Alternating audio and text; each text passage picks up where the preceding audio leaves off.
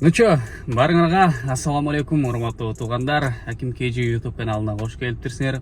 Аты жөнүм Гүлжигит Периев болот. Москва шаарында Яндекс таксиде иштеп келем. Азыркы учурда комфорт плюс тарифиндемин. Бүгүн саатыбыз канча болду? 12-ден 17 өттү. 7 декабрь 2023 жыл. Линияга чыгып койгонбуз. Таксопаркты көздөй барышыбыз керек. Падиламды жандырганбыз. Могул стеклоомывателим иштебей жатат. Суу чачпай жатат. Лобовойум кирдеп мешайт берип атат. Машинаны кече күнү алдым. Стеклоомывателин текшерип алып аптырмын. Ичиндеги буга чейин машина бир жерде эле турган 0 пробег менен алып атпайм. Менчи жаңы машина алгондон кийин ичиндеги бачокто балким мурун суу болгон, ошол суу тоңуп калган окшойт. Келсең мойкадан кайнак суу менен промывка кылып беребиз деди. Азыр ошо таксопаркты көздөй падилам кылдым. Заказ берсе берет, бербесе жок. Барабыз дагы ошону бүтүрүп туруп андан кийин жумушту баштайбыз. Ушул бүгүнкү сменабыз кандай? Ушундай бир лайфстайл болот. Ха-ха, хоху акцентинде заработокко койбойбуз. Ушундай бир лайфстайл. Биринчи күн кече күнү машинаны алгам, кечки саат 4-5-терде. Биринчи күн бекер болчу, бүгүн бирок арендадан списывать этет. Аренда буга 3000 рубльдан. Депозит 25 000 рубль, күнүнө 200 рубльдан аренда менен кошо чечип алышат. Ошентип жыйналат депозит. Так, ошол да, эмнени айтайын? Кудайым буйруса калган бардыгына видеонун жүрүшүндө акырындык менен айтып деп эмедим, көрсөтүп да эмне дейин. Ошол каналга кош келиптирсиңер дагы бир жолу, катталайлык болсоңуздар, катталып кетиңиздер, лайктардан басып видеону максималдуу түрдө таратканга жардам бериңиздер. Ошол кеттик анда эмесе. Машина 2023 пробег 0 болчу. То есть кандай 100 эле болчу. 284кө жакындатып койдум. Приборный панель и мафон, монитор ошолор баары бир экен. Сенсорный управление менен жакшы комплектациясы, да, жакшы круиз контроль бар, мультируль, подогрев сидений, боковой зеркало складываниялары мынакей. Ошол бит бардыгы бар, кожасы приятный, материал приятный такой, очистник бар, свет жанат, люк жок. Ошол, а так в целом это нормальный, приятный эле машина экен. Ошол, жылалы Химкидебиз азыр. Жылалы, ошол көрүп тургула, үзбөй. Комфорт жана комфорт плюс тарифтери жанык.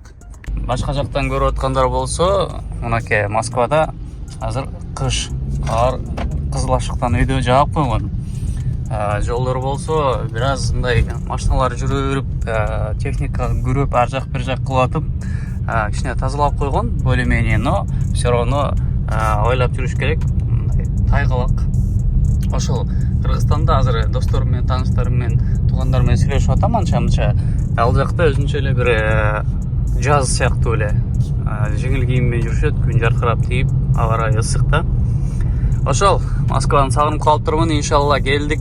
Эми жумушту баштайбыз. Кызматтар боюнча, жардамалар боюнча төмөндө телефон номерлерге WhatsApp боюнча байланышка чыга бересиздер туугандар. Жумушту баштайлы. Уруп баратабыз. Здравствуйте. Так, улица Липовой Рощи, да? Да. Это вон тот ЖК. Ага. Не доезжаете до Рублевой, сразу наверх заворачиваете. Всего доброго. Всего доброго вам, до свидания. МКАДтын жээгинде Леруа Мерлинен алдым эле. 6 минуталык поездка. Так, 313 рубль. Биринчи заказ, жакшы, Кудайга шүгүр. Видеонун башында туугандар сиздерге Москва шаарындагы иченичтүү таксопарктардын бирин сунуштап кетейин. Бул таксопарк Атаман, парктын комиссиясы 2,5%, акчаңыздарды 24/7 моментально, эч кандай чектөөсү жок, эч кандай комиссиясы жок, чечип алсаңыздар болот. Таксиге тиешелүү полный пакет документтер жасалат. Россиянын бардык аймактарынан кошулуп иштесеңиздер болот, айырмасы жок. Тариф экспресс, курьер, доставка, грузовой бүт улап беришет. Сити мобилге жана Яндекске улап беришет. Анан таксопарк ар бир ай сайын акчалай розыгрыш уюштуруп турат. Төмөндө телефон номерлерге чалып, Гүлжигиттен Аким KG YouTube каналынан чалып атам деп кошулуп, аман эсен жумушту кылып жүрөңүздөр. Бардыгыңыздарга ийгилик. Мойкага кирип келдик. Аз көрөбүз. Мойкадан чыктым, мынакей брызгаек иштеп атат, кайнак суу менен эритип берди. Короче, экөө тең мынакей более-менее жакшы эле иштеп атат. Могу чачканын высотасын регулировка кылып койдум, примерно головойдун ортосуна чейин. Ошол айтып кетчү нерсе бул жаман сөз айтам азыр. Энеңдин ырайындар эле деп айтайынчы. Энеңдин ырайындар мени футболить этип атышат. Кече күнү машинаны алып чыгып кетип атканда офисте үстүнөн айткан, машинанын любой бир неисправность болобу, же бир косяк болобу, нарекание болобу, вопросуң болобу, технический состояниясы боюнча механика алло деген да. Хорошо деп отметка алып алган. Анан кийин кече күнү ушул стеклоомывательди байкагандан кийин механика чалып атпаймынбы? Чалып ушундай болуп атат. Мага чейин бирөө айдаганбы, же болбосо бул ошол жерде турган болсо ичинде жидкость тоңуп калганбы? Мен не кылайын, үйдөн эле бир кипяток куюп эритип алайынбы же кандай кылайын десем, сен үйдөн куйган кипятогуң жетпейт. Эмеге алып кел деп атпайбы? Таксопарккачы. Таксопаркка алып келсең, бул жерден автомойкага кирип, кипяток куюп эритип беребиз. Сен үйдөгү там 1 литр же 1 тефаль эмең жетпейт деген. Хорошо деп, бул жака алып келип атам. Бул жака алып келсем, автомойкага кирип атканда мойщик айтып атат, бар механикинен болобу, таксопарктан болобу, кимден болот айырмасы жок. Талон жаздырып кел деп атат. Кузов коврик деп 750 рубльдик хотя бы эме услуга жаздырып кел талон. Анан жуам дейт. Эми буга келсем булчу мойкадагылар эмне охренеть этип кетиптир, андай жазам деп, андай талон требовать эткиде. Ал бул деп эме кылат. Будан ага барам, адам буга, короче, ошентип атып азептеп, ызычуу болуп атыптыр. Биртке жууду, тазалады, эме кылды. Суу чыкты. Эми жок, анда кылбайм, айда кет деп аткан жерден суу чачып көрсөм чачылып кетти. Всё, иштеди. Анан чыгып кете бердим, айла жок. Эми дальше эмне болот, өздөрү разбираться эте беришсин, короче. Ошол гнилой эмегенден ушул жерлер. Биринчи күнү таксопарктан машина алып атканда бардыгы эле өзүнчө эле миленький, такой добренький эмеле болушат да. Машинаны экинчи күнү же үчүнчү күнү же тапшырып атканда такыр башкача мамиле кылышат да. Дурайындар. Саат 2 болуп кетти. Бисмиллахиррахманиррахим. Линияга чыктык. Саат 2ден 2 өттү. Линияга чыгып атабыз. Кеттик, эми ишти баштайлы. Мы сразу эле биринчи заказ. 1.72 коэффициент менен 6 минуттук подача, проспект Вернадского дейт.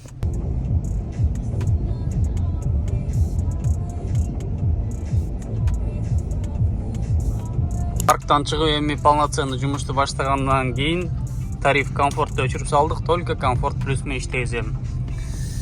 Келдик, отуруп атат. Бутун кагып отурат экенби эми? Добрый день, здравствуйте. Улица Максимовская, да?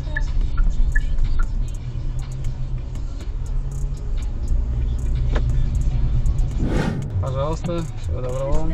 До свидания.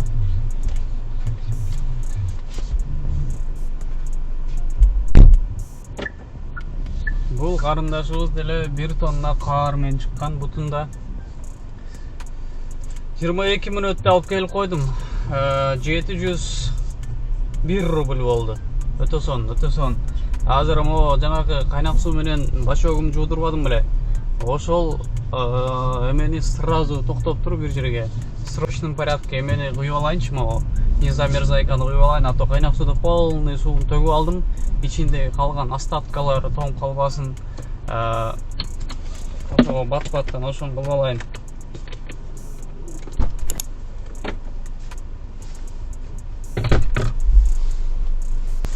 Здравствуйте. Здравствуйте. Улица Крыжановского.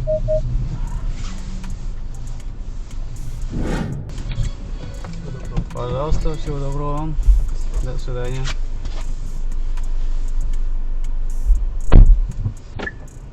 По деламды басып келаткан болчумун. МКАДтын 22 километрине барып бир съемка чыгып калды эле. Нуркейжи YouTube каналына ошол барып тартыш керек. Ошого кетип бараткан жерден по делам заказ алдым, 40 мүнөттө алып келдим. 802 рубль. Дальше, да, 18 километр 39 мүнөт дейт. мага 16:00га кел деген. 16:00 болду, мен бошодум. Азыр ошол жерден ошол жакка 39 мүнөт. 1 саат кечигеткен почти. Ну ничего. Самаркандский бульвар? Сейчас посмотрю. Да, все верно. Можно мне на первое? Меня укачивает, я на первом. Да, конечно, почему бы и нет. Садитесь.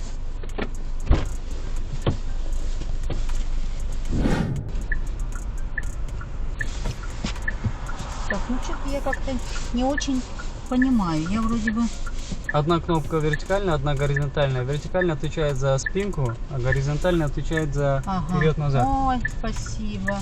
А то бы не знала. О, класс. Спасибо большое. Удачного вам. Удачной работы. С Спасибо. наступающим Новым годом. Также спасибо. И Всего счастливо. Так, доброго. открываю? Мгм. Ну и счастливо вам с вашим первенцем. Спасибо. Чтобы все хорошо было. Спасибо.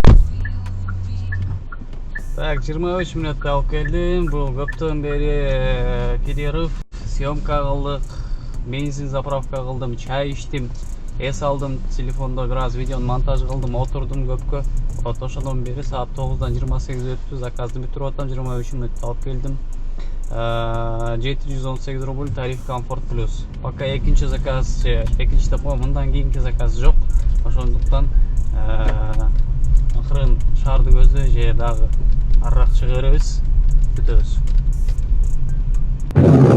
Мол дагы суу чачпай калды. Жана жуугандан кийин, кипяток менен жуугандан кийин ошол бачогу полностью кипяток болчу да. Анан кипятокту моментально чачып төгүп салбаптырмын. Жолдо баратканда ошону менен иштей бериптирмин, жиниге окшоп. Ошо менен иштей уланта берип, жолдо кетип баратып эстеп кетип, анан сууну полный чачып салдым эле. Анан пассажир менен болчу. Пассажирди жеткирип бүтөр менен эле токтоп түшүп туруп эле арттагы багаждан незамерзайканы алып туруп коюп, анан чачып көрсөм чачпайт. Дедим, бачоктун ичинде незамерзайка тоңгон эмес, а бирки шлангдарында, каналдарында же именно чача турган жери тоңуп калган билбейм. Ине менен бир кыйла чукуладым, чыккан жок, такыр болгон жок. Ошого бунусундай эми косяк өзүмдүк болуп калды. Ошон үчүн мындай кеңеш сурап өтөйүнчү, каяктан ошол нерсени кипяток менен промывка кылса болот? Айтып койгулачы, ошондой нерселерге кабылгандар барбы? Вечер добрый, здравствуйте.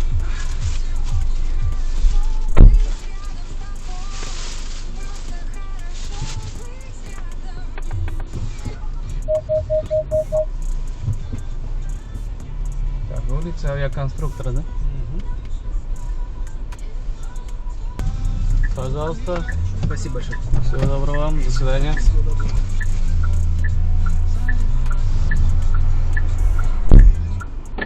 9 мүнөттө алып келип койдум. То есть 10 мүнөт болуп кетти.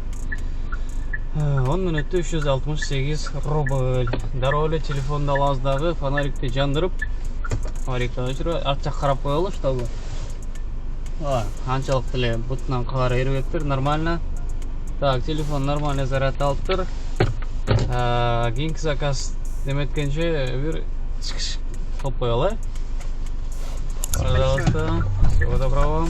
До свидания. 11 мүнөттө алып келдим буларды. То есть буларды бул поездка 11 мүнөт алып болуп калды. Люберцага келип калдым. Люберцага келип калдык, туугандар. Так, чо, там Люберцага 11 мүнөттө келгеним баасын силерге айтпадым. 490 рубль. Эми көпчүлүгү Люберцадан качат эмеспи? Ошого мен дагы ошолордун катарын толуктап бул жерден качууну көздөйүн. Ошентип бүгүнкү лайф смена дагы соңуна келип олтурат. Аягында адаттагыдай эле багы эсеп китеп кылып чыгарып, там канча иштедим, канча заказ болду, канча саат, ал бул аларды чыгарбайбыз. Бүгүн эсептегенде лайф смена. на расслабоне иштедик, өзүбүздүн жумуштарды параллельно кылдык. Биринчи күн съемкада болуп калды, ошол съемка менен байланыштуу көп нерсени упускать эттим. И плюс могу машинанын суу, жанагы айнек жуугуч, ошонун ичинде суу тоңуп калып, ал кыйла геморрой кылды. Дагы деле геморрой, аны эртең менен туруп эми азыр келип алып автомойка же автосервис таппай койдум. Эртең менен автосервистерден же автомойкаларды кыдырып, ошол нерсени биринчи кезекте тоңуп калганды жок кылып, анан жакшы -25, -30 градустук незамерзайкалардан куюп коем. И болду, да, жумуштуулантам. Ошол да эмне буюрса, эми ушуну менен акырындык менен Москвадагы жашоо, Москвадагы контент башталат. Эмне дейин, ролик кызыктуу болгон болсо, лайктардан басып, каналга каттала элек болсоңуздар, катталып кетиңиздер туугандар. Кийинки чыгарылыштардан көрүшкөнчө коштошом. Ошол, баарыңыздарга дагы бир жолу ассаламу алейкум.